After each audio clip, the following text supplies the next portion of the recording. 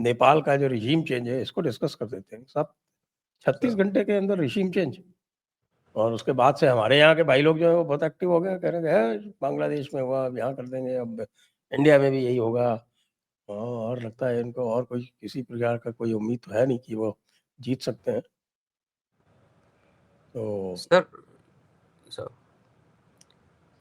चाणक्य ने ना एक बार चंद्रगुप्त मौर्य ने जब ये भाग रहे थे ना, तो किसी बुढ़िया के कुटिया में रुके रात को शरण ली, तो उसने खाना दिया, तो चंद्रगुप्त ने ना रोटी को सेंटर से काटा खाने से, उसने उसको डांटा, बोला सेंटर से नहीं साइड से काटा। तो ये सर हमारी ही नीति है। हमारे पड़ोस में अगर आप देखें, ये जो आग लगी है चारों तरफ, इनफैक्ट उसको आप चलो चाइना तिब्बत को साइड पर रख दें, अदरवाइज बांग्लादेश देखें, म्यांमार देखें, नेपाल अब हो गया, श्रीलंका में हो चुका, और पाकिस्तान उनके अपने हाथ में है। तो इसलिए जो लोग कहते हैं कि ये रिजीम चेंज की टेम्पलेट है, तो वो उसमें सर देखिए जो ऐप्स बैन हुई वो सारी वेस्टर्न ऐप्स थी, और इंडोनेशिया में अभी होते होते मतलब बस बजते बजते निकले हैं वहाँ से। तो वो भी हमारा नेबरहुड ही है सर, एक्सटेंडेड नेबरहुड है। अगर हम कल को अपने आप को बगल में ही तो है हमारे कार निकोबार के, जिसके लिए हमारी सोनिया गांधी जी इतने चिंतित है। हाँ इतने देखिए सर वहाँ पे वो जो 500 ट्राइबल्स जो हैं उनको बड़ा नुकसान हो जाएगा। मतलब बियर के गिलास साफ करते करते इतनी ज्योग्राफी की नॉलेज और इतनी क्या कहते हैं सर उसको, सब्जेक्ट एंथ्रोपोलॉजी, मतलब मानना पड़ेगा ऐसे, इटली में काफ़ी ज़्यादा पढ़ाया जाता है बार्स में। तो ये regime change it was sir, देखिए दो तरीके हैं देखने के। पहला तरीका है कि चाइना से बांग्लादेश में चाइना घुस रहा था, तो उसको आगे सीआईए ने अपसेट कर दिया आईएसआई के थ्रू। यहाँ पे भी चाइनीज़, अब तो ओली साहब तो देखो चाइना के पैरट तो थे ही थे, लेकिन ये जो देश है ना सर, इसकी जो हमारी डाइवर्सिटी नहीं है इतनी जितनी हमारे यहाँ डाइवर्सिटी, ये हिंदू नेशन है, इसको हमारे ही बियर के गिलास साफ करने वालों ने इसको कम्युनिस्ट बनाया, जो कि इसके करेक्टर और इसके ट्रेडिशन के बिल्कुल अपोजिट था सर। फिर इसने क्या बिल्कुल अभी I think it's trying to reclaim, तो पूरा का पूरा जो गेम था वो सीताराम येचुरी के थ्रू सोनिया गांधी ने किया था सर। तो आई थिंक इट्स रिक्लेम, और मैं ओपनली कहता हूँ कि अगर हमें इस टाइम हमें इंटरवीन करना चाहिए किसी भी तरीके से। If they want the king back, हमें उनकी मोनार्की को दोबारा लाना चाहिए सर।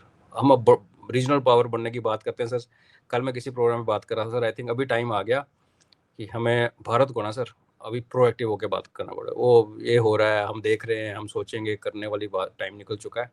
अदरवाइज जो लोग ये कह रहे हैं कि इसके बाद हमारे अंदर ट्राई होगा, तो हमारे अंदर ट्राई तो ऑलरेडी हो रखा है सर, एक बार थोड़ी हुआ है। अनरेस्ट फैलाने की अटेम्प्ट्स सोशल मीडिया पे कितनी बार, आज सर पंजाब में देखो ना अब क्या हो रहा है। पंजाब में जो रिलीफ का काम चल रहा है उसके ऊपर जो प्रोपेगेंडा वीडियो चल रहे हैं, जो ग्राउंड पे जो हरकतें हो रही हैं कि आपने हरियाणा से आते हुए ट्रक को मार पीट के भगा दिया, आपने एनडीआरएफ को नहीं जाने दिया, फिर उसका वीडियो बनाया, और फिर आप पंजाब में लोगों को, यंगस्टर्स को ये बता रहे हो कि देखो हम ही हैं।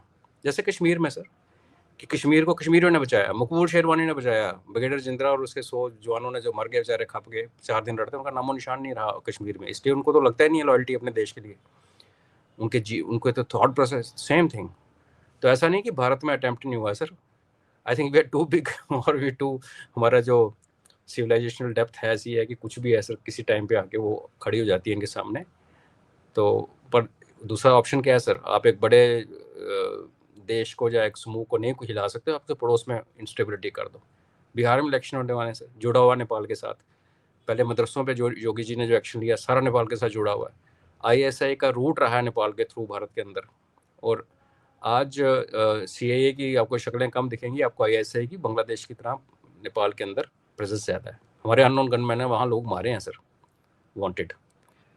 सो वहाँ एक बैटल फील्ड है जिसमें सीआईए है, जिसमें आईएसआई है, जिसमें चाइना है, और हमें हैरानगी नहीं होनी चाहिए कि हम भी हैं, होना भी चाहिए सर।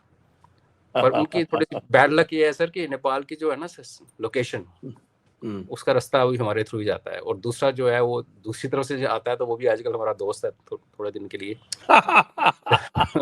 थोड़ा मुश्किल वो रास्ता बड़ा रास्ता मुश्किल है, कठिन, उधर से यूएस नहीं आ सकता। वही तो पंगा है सर, यहाँ से भी हमारे होते भी नहीं अभी आ सकता आज की डेट में। तो आईएसआई के एसेट्स उन्होंने यूज़ किए हैं मोस्ट प्रोबेबली, और इंस्टेबिलिटी हमारे पड़ोस में अच्छा नहीं है सर, इट्स नॉट गुड।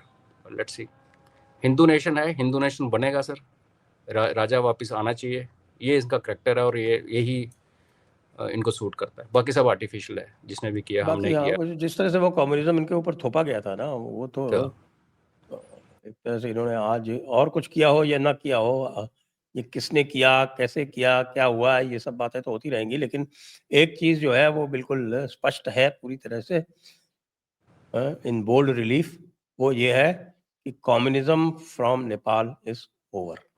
और तो उसके बाद तो सर जो एक नेचुरल सर्कल, नेचर का जो जस्टिस है सर्कल है, वो तो इसको वापस राजाओं के अब पास ये ले हम डिस्कस कर सकते हैं कि साहब कि वो इसके पीछे बालेन शाह है, या इसके पीछे कि हामी नेपाल है, या इसके पीछे कोई और अदृश्य शक्ति है, अननोन लोग हैं, आपके जानकारी में अननोन लोग बहुत हैं, तो वो हम अभी कुछ कह नहीं सकते, आगे क्या शेप लेगा वो भी हम नहीं कह सकते, लेकिन एक चीज हम बिल्कुल स्पष्ट रूप से कह सकते हैं कि कम्युनिस्ट अब नेपाल में साफ हो। और इसके एक लार्जर इम्प्लीकेशन भी देखें सर, जैसे हमारे व्यूअर्स को पता होगा सर, जो गुरखा रिक्रूटमेंट होती थी इंग्लैंड की यूके में, तो हम सबको पता है यूके में क्या हाल है, तो वहाँ से रिक्रूटमेंट तो उनकी प्रैक्टिकली बंद हो चुकी है। चाइना ट्राई कर रहा था, और हमारे साथ जो अग्निवीर के बाद एक इशू बना गुरखा रेजिमेंट्स का, नेपाली गुरखास का यहाँ आना, जो कि कहते हैं कि 4 साल के लिए क्या आना, जो भी है वो जो भी चल रही है बात, तो China was trying to recruit Nepali Gurkhas into PLA, और वो नेपाली गुरखा कल के लड़ाई में हमारे सामने हिमालय में हमें नजर आते हैं आमने सामने। तो बहुत सारे वही, जैसे आपने कहा कि क्या होगा इसका आउटकम, एंड पे कहाँ रुकेगी बॉल पता नहीं, लेकिन it's good development both for Nepal and for us. और मैं अगेन ये रिटेट करता हूँ कि हमें इसमें जो भी हो सके सरकार को करना चाहिए। लेकिन चाइना का अटेम्प्ट सक्सेसफुल तो नहीं हुआ। उन्होंने सर पैर तो जमाए थे, उन्होंने अपनी एक एम्बेसडर भेजी थी बड़ी विश्व सुंदरी टाइप जिसके ओली के साथ हनी ट्रैप भी हुआ। अब सुनी सुनाई बातें हैं सर। सर देखिए बांग्लादेश में भी तो, अब बांग्लादेश में चाइना ने क्या किया था, $4.5 बिलियन लगा के पूरा उनका इंफ्रास्ट्रक्चर, ब्रिज बनाने शुरू किए थे, सीधे रातों रात उनका एक स्टूडेंट प्रोटेस्ट स्टार्ट हुआ और सारा चेंज हो गया। तो यहाँ वही टेम्पलेट दिखती है काफ़ी लोगों को, मुझे भी लगता है कि वही टेम्पलेट है। तो हाँ, चाइना का प्लान फेल हुआ है, ये बिल्कुल सही है सर।